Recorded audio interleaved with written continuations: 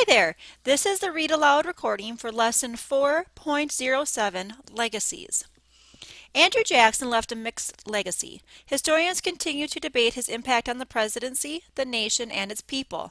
What is Jackson's legacy? Weigh the positives and negatives and draw your own conclusion.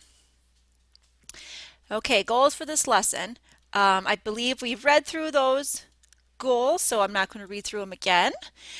Make sure you get your reading guide and lesson answer key, and let's begin by seeing what we need to read today. Pages 300 through 303, and the reading guide and the Indian removal online activity, chapter highlights, and then the 4.07 quiz. Okay, so 300 through 311 is about the Cherokee Nation, from assimilation to the Trail of Tears. Before Europeans came to the North American continent, some 30,000 members of the 7 Cherokee clans lived among the forested hills of what is now northern Georgia and Alabama, in the western Carolinas, and eastern Tennessee. Most clans shared land. Women farmed corn and other vegetables, while men hunted deer, fowl, and other small game. Their combined labor and the resources of the land assured a rich bounty of meat, vegetables, and grains. Early in the 1700s, British colonists along the southern Atlantic seaboard began to push westward into the Appalachian Mountains. As colonists moved west, the Cherokee way of life began to crumble. Lacking natural immunities to the germs that accompanied the newcomers, half of the Cherokee Nation died of disease. During the Revolutionary War, most of the Cherokee sided with the British, whom they thought might prevent colonists from settling Indian lands beyond the Appalachians. Cherokees and Americans clashed up and down the frontier, and the Cherokees lost, badly. Responding to Indian attacks, American soldiers destroyed Cherokee towns, executed warriors, and burned food supplies. Americans believed their victory over the British, as well as their recent defeats of the Cherokee, meant they could now move west. Southern settlers hurried to occupy Cherokee hunting grounds, igniting spurts of back-and-forth fighting. To cool the struggle, President George Washington proposed the Treaty of Holston, in which the United States promised to acquire Cherokee lands only by treaty and purchase, not by conquest. The treaty also said that Cherokee would be taught the ways of Anglo-American culture and assimilated, that is, made part of the larger society. In a letter of 1796, Washington addressed the beloved Cherokees and expressed his concern over their declining fortunes. I have anxiously wished that the various Indian tribes, as well as their neighbors, the white people, might enjoy in abundance all the good things which make life comfortable and happy.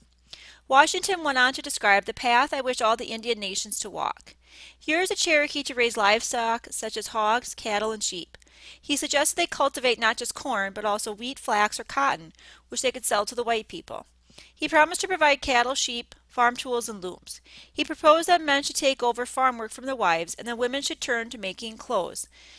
Washington sent the Cherokees his best wishes and said he would pray the Great Spirit to preserve them. Efforts to assimilate. Exhausted by war, depleted by disease, and worried about the shortage of over-hunted game, most Cherokee people agreed to try the civilization program. From the 1790s to the 1820s, many took American names, donned American clothes, and learned the English language. Cherokee families converted to Christianity and sent their children to mission schools. Husbands and wives tried their new roles, with men tending livestock, as women had once done, while women worked at home. A brilliant young Cherokee named Sequoyah developed a syllabary, a system of written syllables representing the sounds of the Cherokee language, that made it possible to publish a newspaper with articles in both Cherokee and English. At the capital of New Echota, not far from present-day Atlanta, Georgia, leaders set up a central government with a legislature modeled in the U.S. Congress. Some of the richest even imitated white aristocrats by building ornate brick houses and buying African American slaves to farm their plantations. But all these efforts to assimilate did not lead to recognition of equality or to actual assimilation. All I want is peace. By the 1820s, thousands of Americans seeking homesteads were moving west. Networks of roads, rivers, and canals made it easier to move west and ship farm products back to the big cities. Across the South, farmers were making fortunes in cotton. The discovery of gold in northern Georgia set off a stampede for riches. Both Cherokee and federal officials tried to keep out the prospectors and farmers, to no avail. "Your white sons and daughters are moving into my country in abundance," one aged Cherokee leader complained to the President, Andrew Jackson, "and they are spoiling my lands and taking possession." If the Cherokee fought back, he said, "the whites have shot them off, as if they had been so many wild dogs. All I want is peace."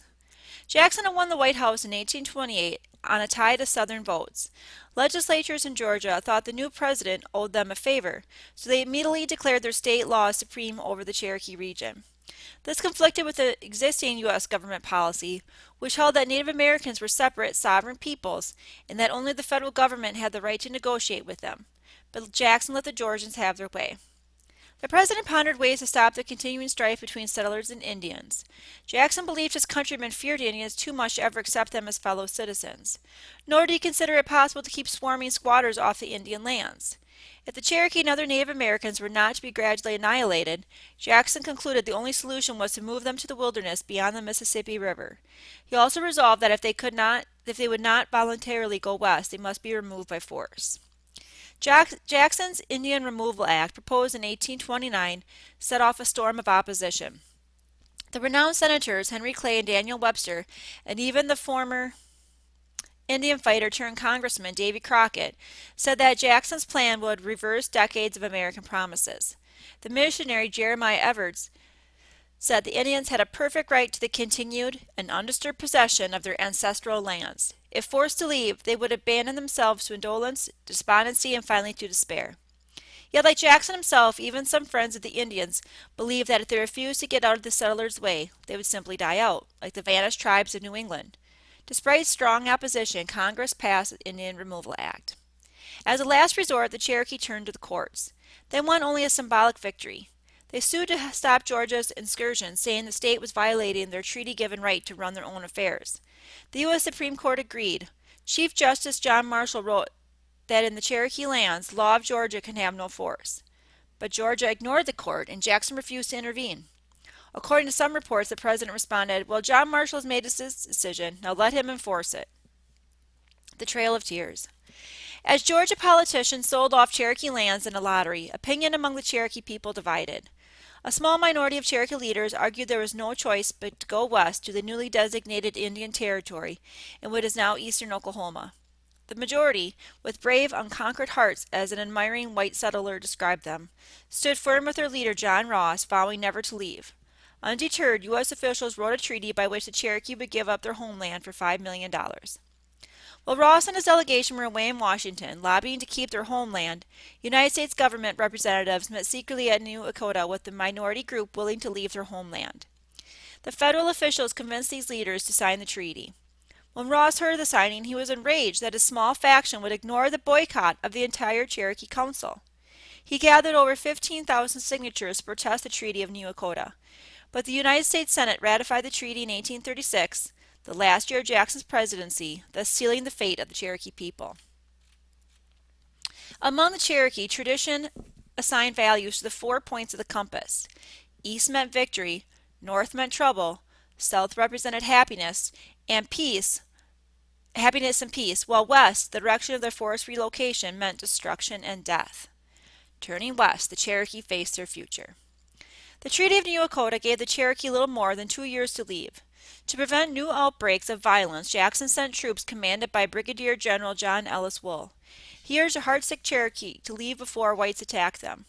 "Why not abandon a country no longer yours?" Wool pleaded. "Do you not see the white people daily coming into it, driving you from your homes and possessing your houses, your cornfields, and your ferries?" Some Cherokee left on their own.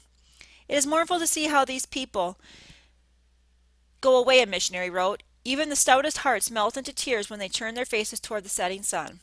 But most lingered until the May 1838 deadline and beyond, giving in only when soldiers rounded them up and marched them into squalid forts and camps, where many died of measles, dysentery, and whooping cough. The Secretary of War agreed that the Cherokee leader, John Ross, not the U.S. Army, should supervise the migration. Ross waited for the summer heat and drought to pass. Then he organized his people into groups of roughly 1,000 each. Some were on horseback, some rode wagons, but most were on foot. In all, some 15,000 Cherokee Indians were forced to abandon their lands and move west. From the Cherokee woodlands, they headed west along 3 different routes. They walked for nearly 1,000 miles across Tennessee, Kentucky, the tip of Illinois, and then Missouri or Arkansas, always in the direction that to the Cherokee meant death. Some had a downcast, dejected look bordering upon the appearance of despair, wrote an eyewitness in Kentucky, others a wild, frantic appearance. The journey through mud and winter cold, mostly in hilly terrain, took nearly 4 months. By the time they reached the land the United States had given them in place of their homeland, thousands, at least a fourth, and perhaps many as a third of the multitude who set off on what the Cherokee came to call the Trail of Tears, had died. Okay, continuing on. Okay, so here's the Indian removal activity. 5 major Indian tribes were displaced by Jackson's Indian removal policy.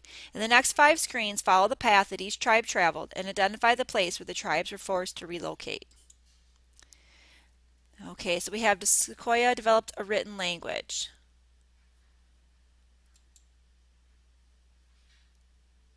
Okay, I guess we're just known for river cane baskets, wood carvings, and pottery. Honored women as heads of family. Name by white settlers after the Omoglee Creek in Georgia. Comes from a Spanish word meaning wild. Okay, and then which Native American tribe traveled the farthest and probably traveled by water for part of the journey? Okay, so this is where you might need to go back and look at these then and complete the online activity. Then don't forget to look at your lesson answer key to complete your reading guide. And then here are the Chapter 12 highlights to review before you take the 4.07 quiz. After the War of 1812, suffrage grew and most white men were granted the right to vote without having to own land. Women, African Americans, and Native Americans remained largely excluded from voting and participating in what was described as mass democracy. John Quincy Adams won the election of 1824 in the House of Representatives with the help of Henry Clay, but without a plurality of popular or electoral votes. Bitterness over the stolen election prevented passage of Adams' ambitious legislative initiatives. In 1827, Congress passed a high tariff on manufactured goods that left Southerners to further resent Adams. After losing in 1824, Andrew Jackson campaigned as the man of the people in 1828, seeking the popular vote and using modern campaign tactics to achieve it. Jackson took both the largest popular vote ever and a majority in the Electoral College to become president. Both Thomas Jefferson and John Adams died on July 4, 1826. Jackson quickly replaced many federal workers through what he called rotation in office and what others called the spoils system.